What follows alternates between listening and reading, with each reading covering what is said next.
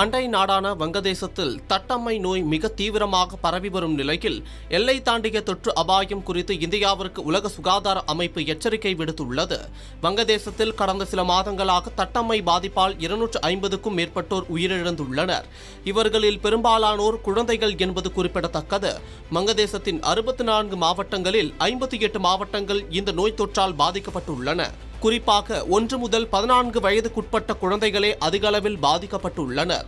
கடந்த 2025ஆம் ஆண்டில் நிலவிய அரசியல் சூழல் மற்றும் நிர்வாக குளறுபடிகளால் குழந்தைகளுக்கான தடுப்பூசி செலுத்தும் விகிதம் 59.6% குறைந்ததே இந்த உயிரிழப்புகளுக்கு முக்கிய காரணமாக கூறப்படுகிறது. இந்நோயை கட்டுப்படுத்த சுமார் 10 லட்சம் குழந்தைகளுக்கு அவசர கால அடிப்படையில் தடுப்பூசி செலுத்தும் திட்டத்தை அந்நாட்டு அரசு தொடங்கியுள்ளது.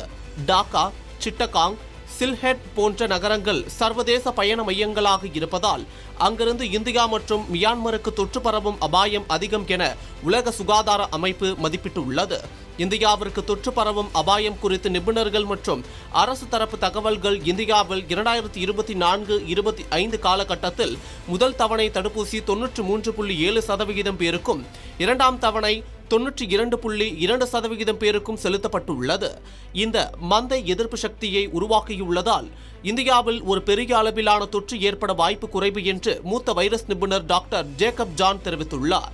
வங்கதேசத்துடன் தரைவழி எல்லையை பகிர்ந்து கொள்ளும் ஜஷோர் மற்றும் சப்பாய், நவாப்கஞ்ச் போன்ற பகுதிகளின் வழியாக தொற்று பரவ வாய்ப்புள்ளதால் எல்லை மாநிலங்கள் விழிப்புடன் இருக்குமாறு அறிவுறுத்தப்பட்டுள்ளது. வங்கதேசத்தில் தட்டம்மை நோய் மிக தீவிரமாக பரவி உயிரிழப்புகள் ஏற்பட்டு வரும் நிலையில் எல்லை தாண்டிய தொற்று அபாயம் குறித்து இந்தியாவிற்கு உலக சுகாதார அமைப்பு எச்சரிக்கை விடுத்துள்ளது கவனம் பெற்று வருகிறது.